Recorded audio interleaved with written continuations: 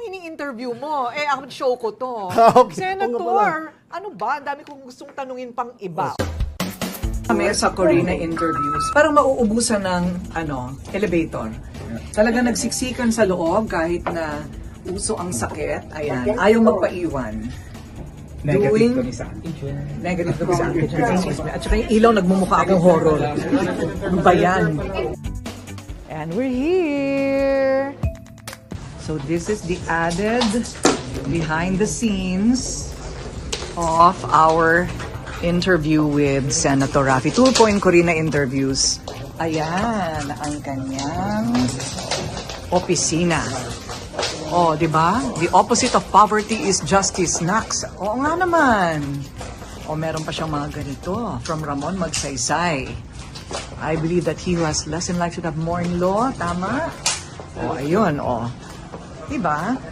At ito ang mga litrato sa kanyang opisina habang wala pa siya. Ayun. O.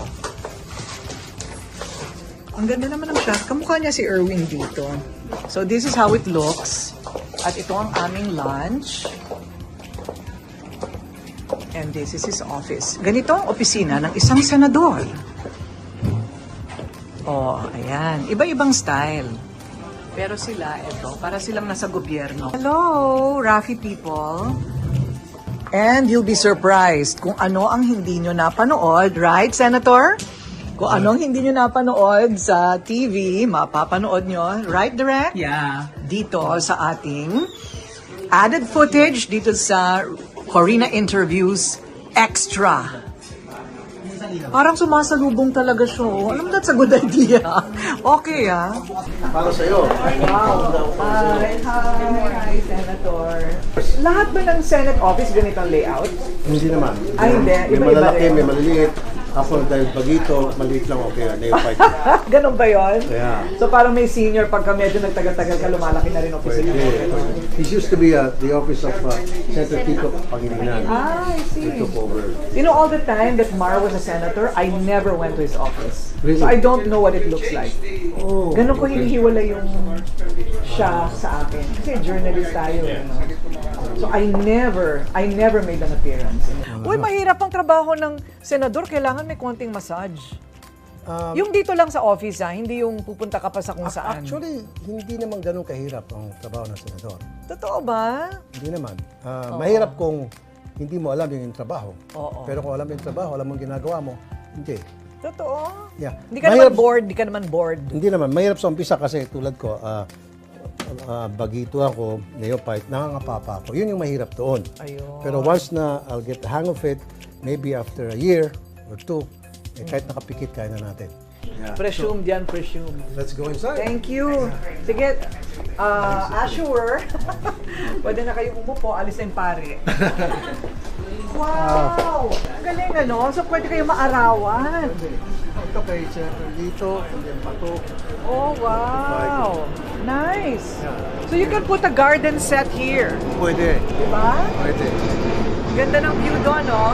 Oh, diba? You have a nice space. Thank you. Because it's a corner. Sabi nila, people with corner offices, big time. Hindi naman. Oo daw. Hindi naman. Small time ako dahil neophyte ako eh. Nako ah. Oo. Nice. Siyempre, give way sa mga seniors. Oo, I Hindi naman didn't tayo know that magbabayad. there was like space like this. Yeah. For fresh air naman, kaysa nakakulob sa loob ng opisina. Diba? Tama, tama. O ayan, kainan na daw, kainan Kain na. muna tayo. Kain muna kami ni Corina Sanchez. Miss Corina Sanchez. You started in radio. Start talaga ako sa PTB4 Okay. as a reporter. At the same time, meron akong show, yung Philippines Most Wanted. And then, nag-finance yung auntie ko. Aba, wala kang mahanap na producer, hinold up mo yung auntie mo. Yung auntie ko. Talaga ba? Correct. Mahal na mahal ka ng auntie mo. Of course, favorite ako ng auntie ko, si Auntie Okay. Chit Aguirre.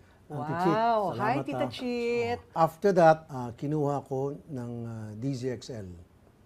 And then kinuha ko ng Abante. Naku, Doon medyo pumikap yung... lahat natatakot noon sa DZXL at Abante. Nandyan lahat ng tirador. Correct, correct. Tama. Isa kang tirador. Meron ko yung show na, column na Shoot to Kill. No violence, please. No violence yun. Okay. No violence. Panakot lang yon, panakot. ang sabi nila, ang asong kalye ang pinakamatibay. Asong kalye ako. Kung aso ako, hindi ako German Shepherd, askal ako. Correct, kasi Askal ako. I rescue dogs eh. At yung aspin, yung asong Pinoy, yung tinatawag na askal, yan ang hindi nagkakasakit. Matibay. Yan ang matibay. Lahat pwede na sitwasyon. Nagsusurvive kasi kahit na saan, kumakain niya sa basura. Diba? Matutulog dyan kung saan-saan sa tabi. Oo, totoo. Pag ilagay mo yung mga breed na aso, mamamatay. Correct, Magkakasakit. correct. So- ako yon sa askal. Wow, ang dami naman yan. So, Ganyan ka ba kumain? Sige na nga. Ang ulam namin ngayon ay sinigang na ulo ng bangus. And, Senator, ano pa tong isa? ito ay barbecue, Barbecue ribs. ribs, And ito and vegetables. this is, obviously, ikaw talaga nag-iimbento ka eh. Chop suey. Oh. Ayun. Chop Ano suey. ba? Kain na kain, hindi alam ko anong kinakain, Senator. Masama yan, Hindi kasi nakita ko gulay agad. And this is vegetables. Obvious ba? Okay, Okay. chop suey pala. Chop So, ang suey. tanong, ikaw ba nagluto niyan? Sila ata naghanda yung mga staff. Oh, at least Yung mga mababait honest. kong staff. Honest siya. Yeah. Paano Yeah, I'm nangyari na sa edad mong yan, uy, 35 ka na? 35 years old. Yeah. Ang bait-bait talaga ni Ma'am Corina. Oo, kaya gustong-gusto 35 kita. ka na, wala ka pang tiyan. Anong secret? I avoid eating rice as much as possible, sweets, Oo. carbo. And I exercise every day, at least 30 minutes. What's every your day. exercise? Treadmill. Treadmill, okay. And then do a little stretching afterwards. And habang maaari, hindi ako nagpupuyat. Anong oras ka na natutulog? I always make it a point habang maaari is 10:30. That's a good time. Oo. And then wake up around 5:30 to 6. Anong mga pinapanood mo sa Netflix? I'm sure meron kang favorite. Anong type mo? Zombies? Action? Usually Rom-com? action film. Yung series, wala akong pasensya dyan eh. Hindi ko pinapanood yung mga series, yung mga episode. Yung tinatapos ko. na film. Okay. Kung ano yung nakalagay doon ng top 1, top 2, yun ang pinapanood ko. Totoo? Yeah. I see. So, action. Action. Eh, action man. Eh, di syempre, bagay action talaga. Hindi ba? Tama. So, yun pala ang kanyang health regimen. Vitamins, marami Vitamins, din. supplement, yeah. I do. Okay. That's very good. Talagang sumabog ang YouTube. Sa YouTube. Pautang naman, Senator. Eh, mas Ang mayabang balita ka. ko, laki-laki ng kita mo sa YouTube. Tama-tama lang naman na tayo mag-survive, kumain 3 times a day, may merienda, tapos tumulong. Ang totoo, maraming umutang sa akin, even relatives. Sinasabi ko, wag, hindi to utang, tulong. Kasi pag hindi ka binayaran, sasama ka lang ng loob sa kanya. Kuminsan, pag isingilin mo, ikaw pa may kasalanan. Oo nga. Magagalit pa sa'yo, ano? Magagalit. Kaya Ganon pag may talaga. umutang sa akin, binibigay ko na lang, libre. Ganon nga. Dapat nakipag-collab ako sa inyo dati pa, no? Ako lang yung babae. Pwede. Tapos 4 kayong lalaki, ako sa gitna. Ikaw yung Amazona. O, di ba? Oh, patay Pare-pareho na sila. tayong mga bumabatikos noon. Ngayon medyo Lego na mellow na tayo. Kasi nasa politika na, hindi na pwedeng makipag-away. Hindi, nagipag-away pa rin ako. Totoo. Kung it's about the rights of the poor, nagkipagbakbakan pa rin ako sa plenaryo. Minsan na nating in-interview si Senator, remember, in your home, and he even showed us yung kanyang sneakers collection. So here we are with the collection of Mr. Raffy Tulfo. Yes. Ando pa ba yon? Nadagdagan na ba? Nadagdagan ng konti. Nadagdagan ng konti. And then, nagti-TikTok ka pa rin? Or you don't feel it's important anymore? Wala na. Tama ka, it's no longer important. Although, paminsan-minsan, pinapanood ko yung TikTok para malaman ko kung ano yung pinakabago. Right, pulso ng bayan. Exactly. Forever. Pero para akong gumawa ng TikTok doon or gumawa ng content, wala na akong time. Pa-fact check natin ngayon lahat ng mga sinabi niya kasi ang kasunod nating kakausapin ay yung kapatid niya. Naku po. Patay tayo dyan.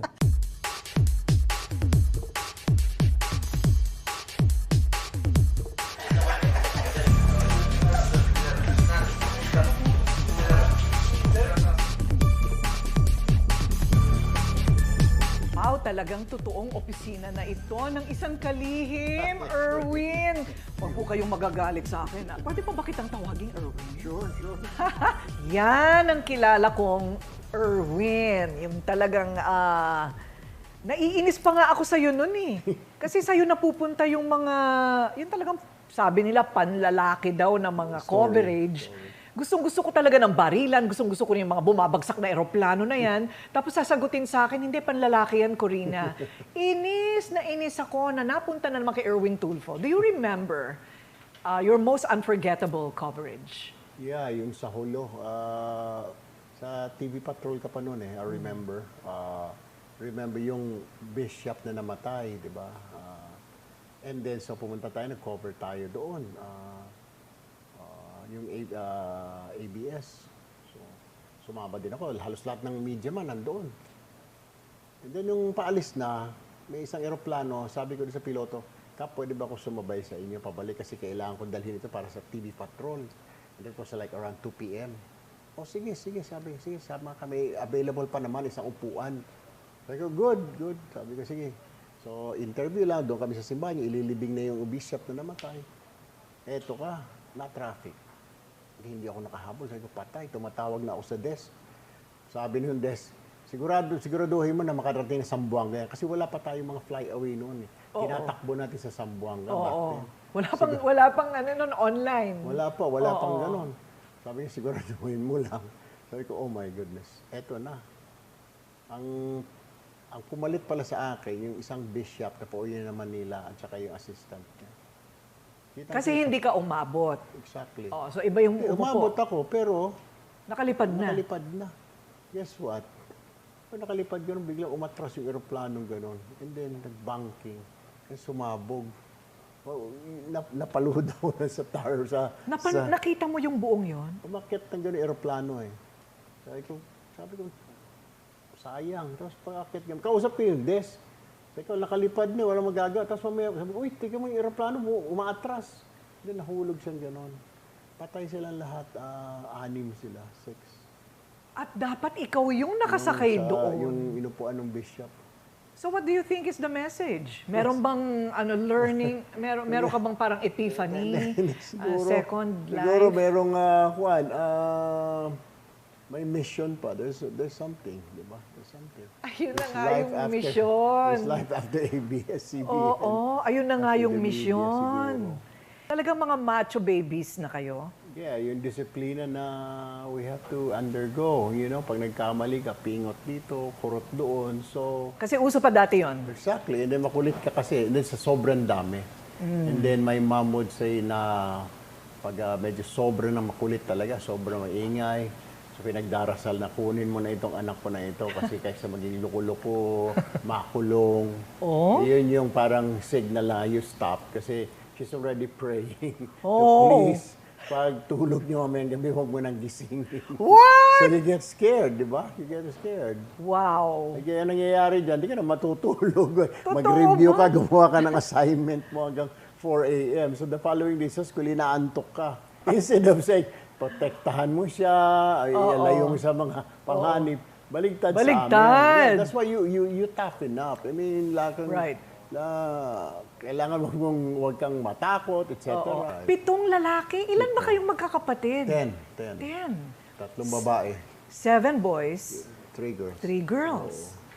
And lahat kayo mga macho? Kayong 7 lalaki? Ganon? I don't know where that macho thing came from. Yung just like any other boy in the neighborhood na napapalo, napapagalitan, you know, we cry also, makulit. So, I don't know kung paano nangyari yun. Siguro, it's the discipline. Yung palo dito, palo doon. So, tumitibay ang katawan mo. Correct. Hindi na tumatalab yung kurot. Napag-uusapan din na, syempre, Tulfo Brothers, no? Gumigimik ba kayo na magkakasama kayong lahat?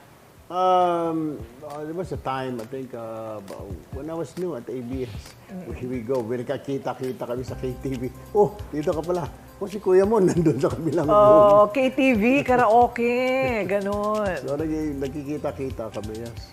Catch the Corina Interviews episodes here on my YouTube channel, but with footage and parts of the interviews you won't see in the TV version. So we call it Corina Interviews Extra. Don't miss it after every episode.